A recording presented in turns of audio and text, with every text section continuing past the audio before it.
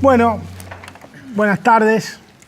Gracias por la invitación a mi amigo y viejo compañero. Hoy estuvimos recordando de un seminario de hace 35 años atrás, así que... ¿De qué nombre? ¿Te acordás el nombre? El primer seminario sobre el hambre y la alimentación en Argentina en el año 1985.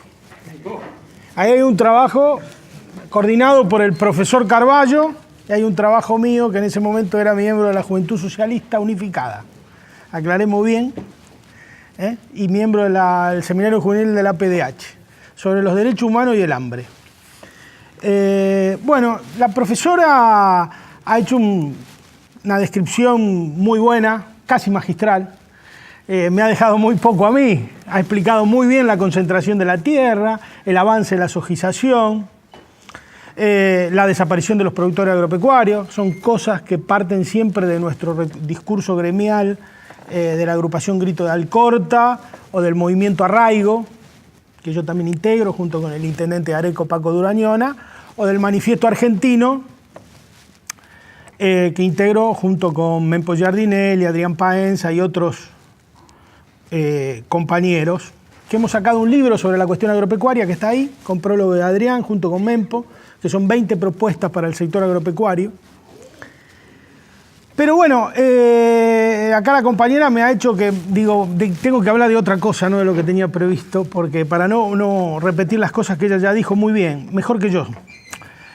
Nosotros partimos de la base de que la Argentina, hay un gran triunfo cultural de la derecha en la Argentina, que es que no se discute el latifundio. El latifundio y la cuestión agropecuaria, la Argentina es un país raro. La Argentina no tiene debate agropecuario, no tiene debate estructural agropecuario. Si discute algo, discute la epidermis, como fue en el 2008, retención, algún impuesto, pero nunca discute el uso y tenencia de la tierra. Ese es el gran triunfo cultural de la derecha argentina. Negar el latifundio, como bien lo explicaba, hace 4 meses Juan Carlos de Pablo dio una charla precediendo a Mujica en la Sociedad Rural de Orocuato y dijo que el latifundio no existe en la Argentina. Y cuando se habla del latifundio, generalmente se lo remite para esconderse a la campaña del desierto de Roca. Como si las 80.000 hectáreas que tiene Jorge Brito en Salta hubieran sido producto de la campaña del desierto y no que se le haya dado Urtubey y Roberto Romero. O las 420.000 hectáreas que tiene Eduardo Einstein, el dueño del banco hipotecario, como si se la hubiera dado, no sé, el coronel Gramajo, el edecán de Roca, y las 50.000 de Urnequian.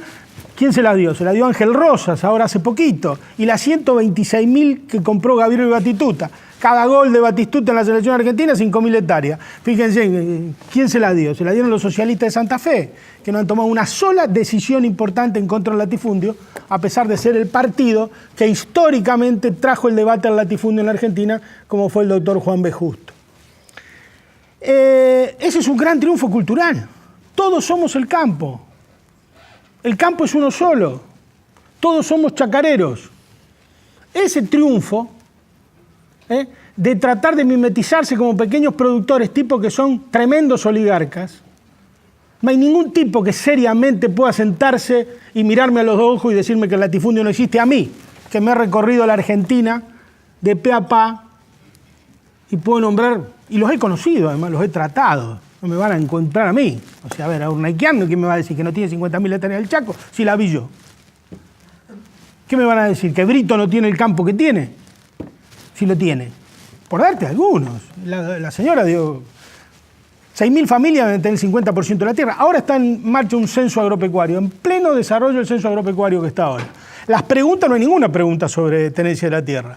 Pero se puede sacar datos con investigadores serios, como estoy seguro que acá el equipo de la doctora lo va a sacar, y van a ver, la concentración es brutal, con un proceso brutal de rentismo rural, que es el otro proceso.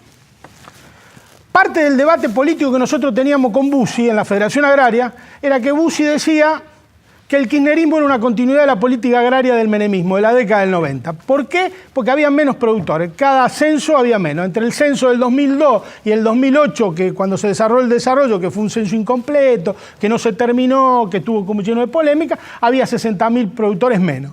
Pero para los dos, decían que entonces, porque era una cosa, era la continuidad del otro. Durante el proceso de los 90, aparte de desaparecer 103.000 explotaciones agropecuarias, como graficaban, aparte de tener hipotecadas 12 millones de hectáreas en la República Argentina, solamente en el Banco Nación, aparte de poner 600 pueblos al borde de la desaparición, aparte de todos los desastres, el productor quebraba, remataba, vendía, se iba a trabajar de camionero, se iba a un conurbano, se iba a trabajar de tractorista, desaparecía. A partir del 2003 se deshipotecan los 12 millones de hectáreas y se da un proceso de rentismo rural, que bien lo explicaban los cuadros que estaba diciendo antes. O sea, se empieza a agrandar las explotaciones agropecuarias, que ya venían agrandándose año por año, se introduce el capital financiero en la agricultura. Hay una apropiación del desarrollo científico, de la plusvalía que genera el desarrollo científico técnico en la agricultura, que una parte se la quedan los terratenientes, porque cuando yo empecé a trabajar en campo, toda la vida, viví en el campo, cuando yo me hice cargo del campo de mi familia, se pagaba 10, 12 quintales en plena pampa húmeda, Máximo Paz, sur de Santa Fe, 10, 12 quintales, 11, se pagaba más o menos eso lo que se pagaba por una hectárea de soja. Hoy se paga 18, 19 o 20.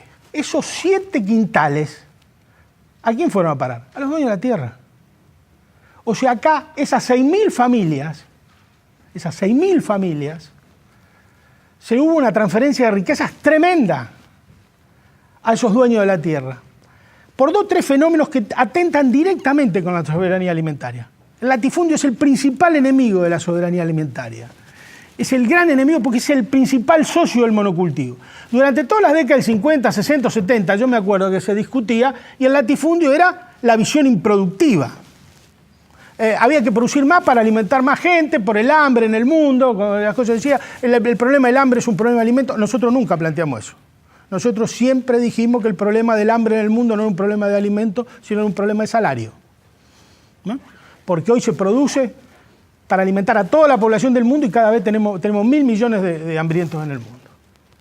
Y si tiramos casi 120 millones de toneladas de alimentos por cuestiones estéticas o de obsolescencia programada o de detalles nimios como son el tamaño, que resulta que le han hecho creer a la gente que las peras tienen que ser todas iguales, las manzanas todas iguales y las papas todas iguales. ¿Dónde salió eso? Que una papa grande tiene otro sabor que una papa chica. Es increíble, pero fíjate que te ponen calibre en la papa y se desechan millones de toneladas de papa porque no entran en un calibre. Es una cosa. Y por otro lado tenemos 1.000 millones de tipos hambrientos. Me viene a la memoria Monseñor Gel de Cámara, decía, ¿de qué me sirve la carne colgada en el gancho de la carnicería si no tengo plata para comprarla? Ahí está el problema central del hambre. Salarios. Ese proceso de rentismo rural que hablábamos, durante el 2003 se produce, el productor no quiebra, arrienda su campo para sembrar soja. ¿No es cierto? Ahora, un productor quebrado se radicaliza y se afilia al PO, al trotskismo, al marxismo-leninismo, a cualquier cosa que ande por ahí, radicaliza y va a cortar ruta. Y un productor rentista se afilia al PRO. Los dos generan un clima totalmente distinto. No es lo mismo un productor quebrado que un productor rentista. El rentista genera un clima social, político, sociológico, cultural y productivo totalmente distinto. Y ahí tenés los resultados electorales. Son más que claros. La Argentina debe diferenciar sus productores y debe atacar al rentismo rural, que es otro de los grandes enemigos de la soberanía y la seguridad alimentaria. La Argentina, la agricultura agraria, la economía agraria argentina tiene una irracionalidad logística tremenda. Mire, yo vivo en un pueblo enclavado en la pampa húmeda, donde viene lo que ponga. Banana, viene banana. Manzana, viene manzana. Viene lo que venga. Pero no producimos nada más que soja. La leche hace 1000 kilómetros promedio para llegar a la mesa de los argentinos. Y nosotros, Máximo Paz, hicimos una campaña propia. Regalamos todos los años 8 o 10 plantas de limón y con una modesta gacetilla que le decimos al que le regalamos, que hace una casa nueva, que arregla una casa, le regalamos por patio una planta de limón. Y le explicamos que ese limón que se vende en Máximo Paz a 10 pesos el limón hoy, y que van todos a comprar a la verdulería y que puede venir tranquilamente en el patio de una casa, hace 1000 kilómetros para llegar a Máximo Paz. Viene de Tucumán. Esos 1000 kilómetros significan accidentes viales, gases de efecto invernadero, caucho, significa un descalabro cuando lo podemos hacer, y ese es el principal enemigo que tiene la soberanía y la seguridad alimentaria en nuestro país, es la sojización, que es producto del monocultivo inducido con concentración de tierras y rentas que nos impuso el capitalismo, como decía la señora, pero la culpa no es todo del de afuera que invade, sino del de adentro que entrega, decía Jauretche. La culpa es, hay cosas que no le podemos echar la culpa al capitalismo o al imperialismo de ser tan imbéciles. ¿Quién nos mandó a nosotros a incorporarlo a la nueva División Internacional de Trabajo que se produce a partir de la caída del muro de Berlín en el año 89 como proveedores de materia prima del sudeste asiático para engordar los chanchos y las vacas sin ningún filtro, sin nada? Vinimos, sojizamos, arrasamos y destruimos todo. Y ahora le hicimos creer a la gente un nuevo verso. Le hicimos creer que somos buenos productores. Y entonces nosotros tenemos un problema, que eso es lo que yo puedo aportar acá, una mirada que nosotros tenemos. Somos pésimos productores agropecuarios los argentinos. Pésimos. Apenas si sembramos bien, porque sembramos derecho. Nadie, te lo digo yo vivo ahí, no me cuenta nadie. ¿Por qué? Porque, y esto tampoco es culpa del imperialismo, sino parte de la desidia del campo nacional y popular que ha tenido una pereza intelectual llamativa para analizar estos temas. La política abdicó de discutir la cuestión agropecuaria. Y si la discute, criticamos al neoliberalismo agrario con todos los términos teóricos y con todos los instrumentos teóricos que nos provee el propio neoliberalismo agrario. No desarrollamos un sistema propio, independiente, de medición. Nos pasamos recitando y haciéndole homenaje a Jauretche, a Ugarte, a todos los tipos que nos dicen hay que pensar con cabeza propia, no tenemos que empezar otra cosa, pero cuando tenemos que hacer una cosa nosotros en materia agrícola, medimos con el término de ellos. Y el único término que mide el sector para saber si vamos bien o vamos mal es el volumétrico. Todo se mide a partir del volumen. El volumen es el tótem máximo y mágico para saber la performance del sector. Si hacemos 120 millones de toneladas, estamos bien. Si hacemos 130, somos recontra exitosos. El volumen es una medida exclusiva del neoliberalismo, de Cargill, de Dreyfus, de AGD. Ellos necesitan volumen. ¿Por qué? Porque hacen más negocio, porque cobran más comisión, porque cobran más flete, porque cobran más seguro, porque venden más agroquímicos, porque nos llenan la cabeza. Ahora, el volumen, nosotros no puede ser un término de valor absoluto el volumen para nosotros. Nosotros al volumen le tenemos que preguntar cosas. Es lo mismo un volumen de 120 millones de toneladas hecho por 1000 megaempresas o 3000 productores que hacen el 55% de la soja, como mostraba los cuadros Gabriela, que un volumen hecho por 500.000 productores agropecuarios. Es lo mismo. Es lo mismo un volumen hecho de soja, maíz y girasol y trigo que un volumen hecho por 20 productos distintos. Es lo mismo un volumen hecho sobre la base donde se debe hacer que deforestar tierras de bosque naturales para sembrarle soja. Es lo mismo un volumen que tengamos que transportar en camiones 1000 kilómetros, como tenemos que traer la soja del Plan Belgrano, hacer 375.000 viajes de camión para traerla de allá para cargarla en el Puerto Rosario. ¿Cómo se mide eso? ¿Cómo medimos la agricultura? A ver, ¿es tan exitosa la agricultura argentina? La medimos solamente porque la política, ¿cómo mide la agricultura? ¿Cuánto entran de retenciones? 5.000 millones de dólares. Bien, vamos, 5.000 palos en el debe. Vamos a analizar el haber. ¿Hay alguna duda que las inundaciones en este país son producto de la sojización? Ya no hay más ninguna duda científica. Los deforestaciones, los desmontes, no hay ninguna duda. La soja se apropió de 10 millones de hectáreas de la pampa húmeda. Ahí hay una de las claves más perversas que tiene este modelo. Esa es la principal causa del cáncer. A 10 millones de hectáreas, hace 20 años que le venimos tirando 100 millones de litros de veneno adicionales. Entonces te dicen, no, pero en Europa, yo fui a Alemania y fumigan al lado del coso. Sí, papá, pero en Europa no hay monocultivo. Ni te tiran 100 de veneno, a lo mejor fumigan 5 centímetros, 10, ponen 1 litro. No es lo mismo 1 litro que 300 millones de litros como tiramos nosotros. La vida, como la agricultura, es esencialmente una cuestión de proporciones. Un poquito te cura, mucho te envenena. O sea que las inundaciones no hay duda. Los accidentes viales. ¿Alguien vincula los accidentes viales con el... hace 3 días estuvo Dietrich en Rosario. Estamos en pleno paradigma de déficit cero. Pero anunció una inversión de 10.000 millones de pesos en los accesos a 3 puertos para viabilizar la carga. Porque claro, cada barco cuesta 40 mil dólares el amarre por día. Si en vez de tenerlo 10 días amarrados lo tenemos 5, se ahorran 200.000 dólares por barco, eso repercute en el flete, mejora la... Ahí no hay ajuste, ¿eh? Para ello no hay ajuste. Hay ajuste para la salud, para la educación, para el CONICET, para todo eso hay ajuste. Para eso no hay ajuste. Ahora, esos 5.837 accidentes viales tienen que ver con los camiones en la ruta.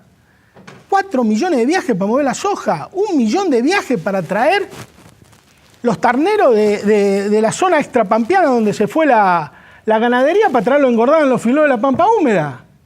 375.000 viajes para tener la soja que a su vez subsidia a este gobierno del Plan Belgrano. 375.000 de 1.000 kilómetros. 700.000 viajes de 1.000 kilómetros. Sobre la 34, sobre la 9.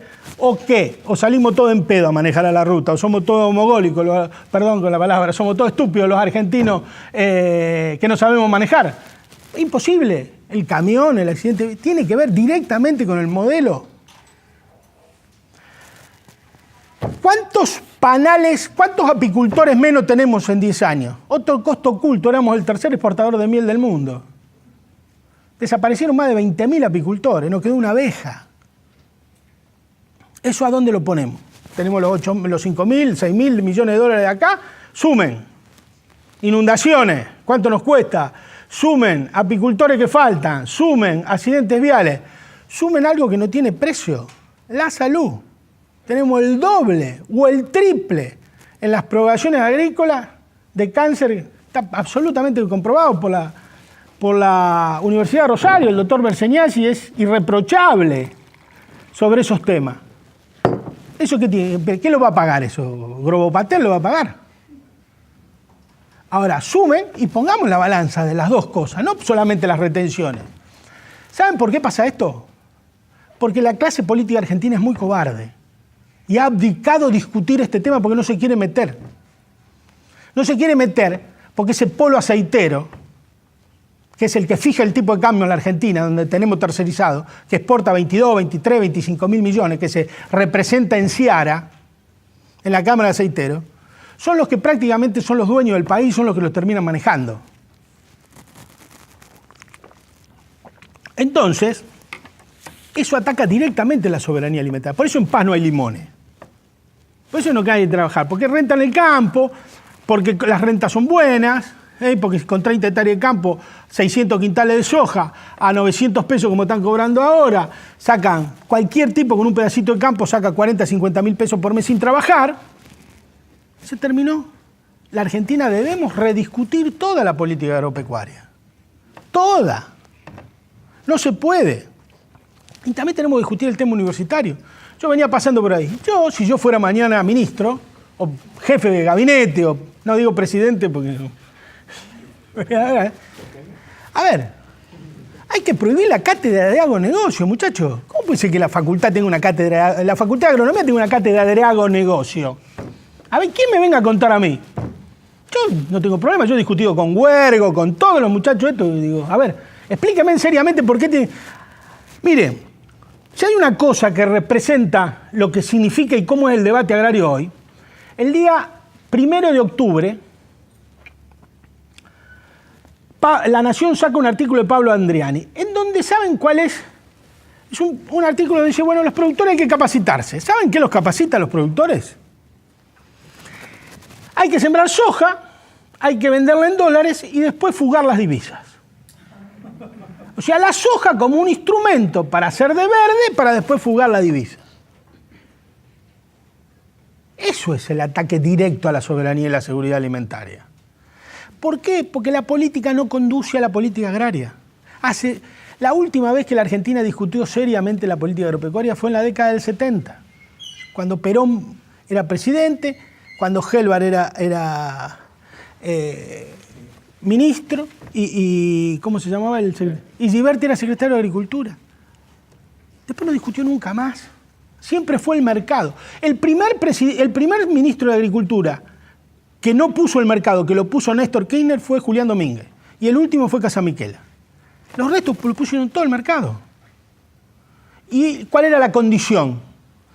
No se metían, los tipos no se meten en la política, ellos financiaban las campañas, pero vos no te metas con nosotros. Nosotros eso lo manejamos nosotros, porque nosotros sabemos, los políticos son todos corruptos, el Estado es burocrático, no sirve, no quiere regulaciones, no quiere nada.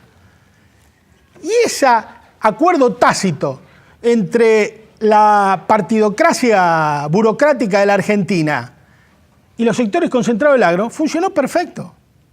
Para ellos, para la gente, cada vez paga más caro. El tipo que pone blanco sobre negro es Gustavo Costa, cuando asume con Kicillof, que fue el que hizo, como bien citó la señora, el programa de segmentación más importante que tuvo la política agropecuaria argentina. Transfirió casi 3.000 millones de pesos a pequeños y medianos productores segmentados, con el dólar a 9 mangos.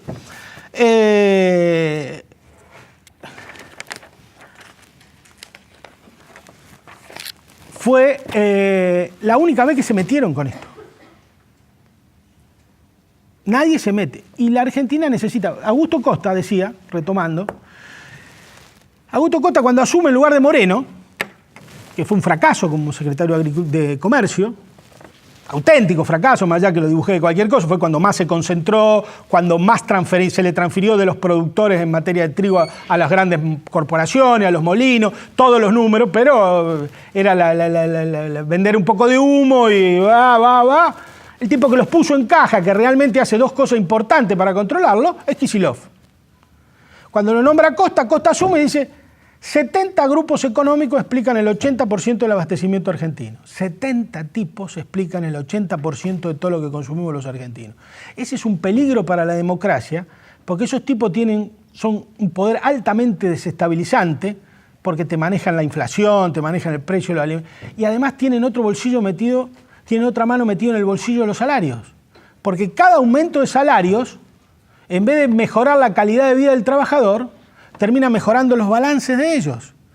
Era lo que pasaba. Nosotros, me acuerdo que en un momento estuvimos haciendo algunas conversaciones con los obreros de Río Turbio, que eran los mejores convenios colectivos que había en ese momento en el país. Estamos hablando del año 2009. Ganaban casi 30.000 pesos. Lo estoy diciendo, ya los números se me escapan producto de la inflación. Pero, claro, nada redundaba en beneficio de la mejora calidad de vida, en el ahorro de los sectores trabajadores de Río Turbio, sino que mejoraban los balances de la anónima. ¿Por qué? Porque un lechón, en ese momento, que Máximo Paz, porque lo sacamos de acuerdo con el matadero de Máximo Paz, para llevarlo a Río Turbio con un flete de 2.200 kilómetros, nosotros llegábamos con un lechón de 300 pesos para las fiestas. O sea, lo matamos, lo compramos, lo pelamos, lo pagamos a precio de mercado, lo transportábamos 2.000 kilómetros en camión, y valía 300 pesos. En la anónima valía 1.000. Fíjense cómo opera como un mecanismo invisible. Invisible. Igual que la bromatología. Igual que los controles bromatológicos. Los controles bromatológicos en la Argentina, hoy más que nunca, que lo han desarticulado y han hecho un desastre, pero actuaron no en defensa de la soberanía y no en defensa de la seguridad alimentaria de la población, no para cuidarle la salud a ustedes. Fueron el brazo oculto de la concentración económica. O sea, vos ibas a poner un frigorífico y te decían, no, un momentito, dice, a ver la canilla, ¿cuánto tiene? ¿4 piquitos? No, tiene que tener 5.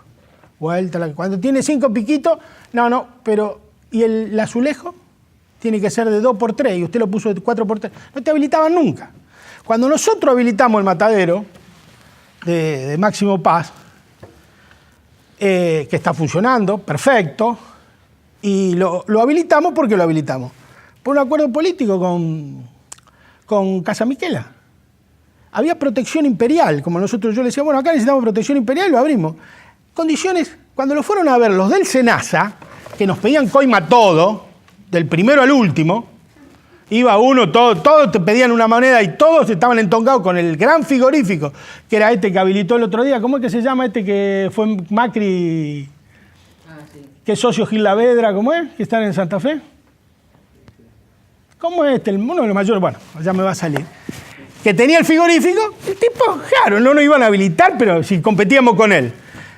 ¿Viste? Hasta que después vino un día el gerente, que era amigo mío, el gerente de Matisevich, y me dice, bueno, pero fíjate, ya, pero flaco, déjamelo abrir. ¿Qué vivo que sos? Vos sos un empresario exitoso, pero si nadie puede abrir un frigorífico, va a ser recontra mil exitoso, recontra mil monopólico, y va a hacer lo que quieras. Y bueno, por supuesto, el gobierno de ese momento tuvo el coraje de bancarnos, y el matadero funciona, está funcionando hasta el día de hoy, perfecto. Hoy ya con otras condiciones, funciona porque hay otro marco político distinto. Pero bueno. Otro ataque a la soberanía. ¿Cuánto me falta? 10 minutos. ¿Todavía 10? 7. Bueno. No es negociable. No, ya termino. Ahí nosotros hemos escrito otro libro, que también lo ofrecemos, de paso, si quieren comprar, vamos a hacer un poco de publicidad. La chacra mixta, la desaparición, el proceso que contó la profesora de desaparición de explotaciones en la Pampa Húmeda, también fue un ataque directo a la soberanía alimentaria local. ¿Por qué? Porque la chacra mixta era la tradicional proveedora de la soberanía alimentaria. El patio de la chacra mixta era el que proveía tradicionalmente a las poblaciones rurales y a todo lo demás. Era el que vendía un pollo, un cordero. Bueno, al desaparecer la chacra mixta, todo ahora, entre comillas, es importado en todo nuestro pueblo. Y los alimentos en la Argentina recorren grandes cantidades. O sea, Jujuy no produce un huevo. Hacen 1000 kilómetros para llevar el huevo de Jujuy, Catamarca. Tucumán tiene que ir de Entre Ríos, Buenos Aires y Santa Fe, que son las 3 principales provincias productoras. Tampoco casi produce pollos. Produce algo Córdoba, pero igual tiene que hacer 800, 900, 700 kilómetros.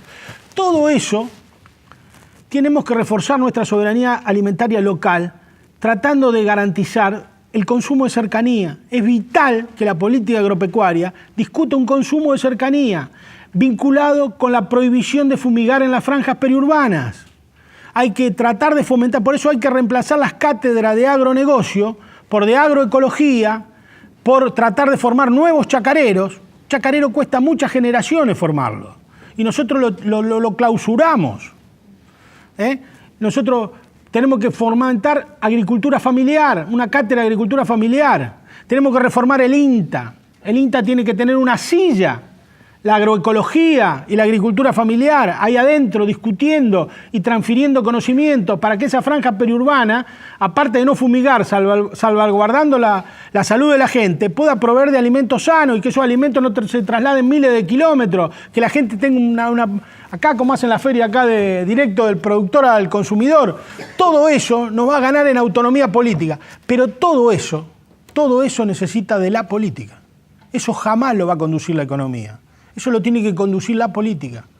Si no hay un proyecto político que discuta otro modelo de desarrollo en la Argentina, no va a haber soberanía alimentaria ni seguridad alimentaria en la República Argentina. Nosotros también en el libro ahí hacemos varias propuestas. El tema de que nosotros, otra cosa que vinculamos, y con esto termino, hay que dar una mirada distinta al problema de la cuestión láctea en la Argentina. La cuestión láctea es un problema muy grave. La cuestión láctea tiene que ver con la seguridad nacional, no con la soberanía, no solamente con la soberanía alimentaria y con la seguridad alimentaria, tiene que ver con la seguridad nacional. Nosotros, un pueblo malnutrido, no puede manejar ninguna cuestión sofisticada, no puede manejar una computadora, un misil, un avión, un tanque, solamente puede manejar una pala. El único lugar del mundo en donde el lomo vale más que el seso, en la carnicería. Entonces nosotros tenemos que tratar de que todos estos chicos se nutran adecuadamente, para lo cual necesitamos sacar la discusión de la lechería del Ministerio de Economía y de la agroindustria y ponerlo en desarrollo social. Y ahí hay que darle 20 litros de leche a cada madre y a cada chico de la asignación universal por hijo, todos de consumo de cercanía. Debemos habilitar el expendio de leche cruda. ¿Quién les dijo a ustedes que no se puede alimentar la gente con leche cruda? Vos a Europa pones €1 y saca, va por Italia, tiene una maquinita y te venden 1 litro de leche cruda. Acá en la Argentina no se puede salir con una vaca para vender 1 litro de leche cruda y un poco más te meten, dice, terrorista, mirá, el tipo este quiere vender 1 litro de leche cruda, va preso. Disparate. ¿Cómo no va a poder vender 1 litro de leche cruda? Yo me crié con leche cruda y mira cómo estoy. Peso con más de 100. Así que, escúchame, mal no funciona la cosa. En serio, nosotros queremos, eso hay que sacarlo. El agua es un derecho humano, ¿no? Y la leche también es un derecho humano. Es innegociable. Y la Argentina no puede tener 2 empresas que proveen el 70% de la leche. Y ahora en manos extranjeras las 2. Y no puede tener 6, debe tener 7 mil tambos en toda la Argentina y concentrándose aceleradamente. Y no hay más tambos chicos en la Argentina, no se crean, No quedan más tambos chicos. En la Argentina todo tambo tiene más de 100 vacas. ¿Cómo puede ser que un tipo con 3 o 4 vacas no pueda vender leche máximo pa? Yo he visto tipos durante décadas vivir muy bien, trabajando, ordeñando 3 o 4 vacas y vendiéndola en el pueblo a mitad de precio. A mitad de precio. O sea, 20 pesos. ¿Un litro de leche cuánto vale? ¿40 ahora? 20 pesos un litro de leche. Ordeñada ahí nomás. 100 litros de leche que lo sacan en 3 vacas son 2.000 pesos. Solo con trabajo. Yo he visto, doy fe de esto. Gente que se ha ganado por décadas la vida y que ha vivido muy bien. Ahora resulta que eso no se puede hacer. Eso está prohibido. ¿Cuántos puestos de trabajo generamos? ¿Cuánto abaratamos los insumos para los sectores populares? Nosotros liquidamos el campo de Ordóñez. Acabamos de privatizar las 15.000 hectáreas que tenía el ejército en Ordóñez. Digo yo, ¿cómo no se arma una cuenca láctea ahí? ¿Por qué no se arma una cuenca? ¿Por qué no es mejor tener a los oficiales y suboficiales haciendo el tambo que pidiendo documentos en la calle o apropiándose de chicos ajenos? ¿No es mucho mejor que ordeñen para los sectores populares? Y para las, claro, digo, ¿no es una tarea mucho más patriótica que ordeñen y generan? Necesitamos la leche por la seguridad nacional. La mejor garantía que nosotros tenemos para defendernos de cualquier agresión extranjera es un pueblo bien alimentado y la educación pública. Para lo cual hay que discutir de nuevo todos. Hay que discutir estas cosas, cambiar y crear un nuevo sentido común productivo con orientación social, que es lo que nosotros planteamos en el libro. Medir la agricultura de otra manera. Y la educación también es parte de ese debate. Nosotros lo planteamos en el libro sobre las cátedras de los ingenieros, sobre cómo se forman los ingenieros agrónomos en la Argentina. Y cómo todo el sistema universitario argentino está al servicio del planeta soja, por dar algún ejemplo. Para proveer técnicos, lo dice Grobo Patel, nosotros lo citamos en un libro ahí, claramente dice, bueno, acá la Universidad de Buenos Aires, la facultad acá, donde estoy acá, en esta facultad, mira, no me daba cuenta, dice Grobo que junto con la Cátedra de Agronegocios, de ahí, ¿y a dónde se discutió que la universidad pública y los dineros públicos tienen que formarle los profesionales al señor Grobo Patel, que es una buena persona, yo no digo nada, debe ser un buen padre? A ver, ¿dónde está discutido? ¿Quién lo debatió? ¿Quién lo discutió? ¿En qué parlamento se discutió eso? Que nosotros, todos los argentinos, tenemos que formarle los profesionales para el mundo soja. No es así. Pero esa es la abdicación de la clase política argentina. Nosotros planteamos que necesitamos un nuevo proyecto político. La educación debe ser toda estatal. No hay educación privada de gestión pública. No puede haber educación privada de gestión pública, como lo puso el Congreso Pedagógico del año 85 por la injerencia de la Iglesia. Porque un día se pone con... La Iglesia se quiere meter en cosas que no le corresponden. Ni se tiene que meter en la discusión del aborto, ni se tiene que meter en la educación pública, ni nada. Flaco, ocupate de cuidar las almas de tu rebaño. Y el resto, que cada uno se maneje como mejor le conviene. Es muy serio esto, no es joda. No es joda, han tenido una incidencia decisiva y la educación privada es la principal proveedora de todos estos tipos que nos están gobernando ahora. Salieron todos de ahí. Hay que prohibir la educación privada y en la nueva Constitución argentina hay que prohibir ser funcionario a tipos que no vengan de la educación pública. No se le debe reconocer el título de universidad privada como funcionario del Estado. Fíjate que vienen todos estos tipos que vienen de afuera, formateados la cabeza, y fíjate el desastre que nos han hecho en 2 años, han llevado el país a un auténtico desastre. Esto no tiene nada que ver con la soberanía y seguridad alimentaria, pero es la verdad. Muchas gracias y salud y cosecha.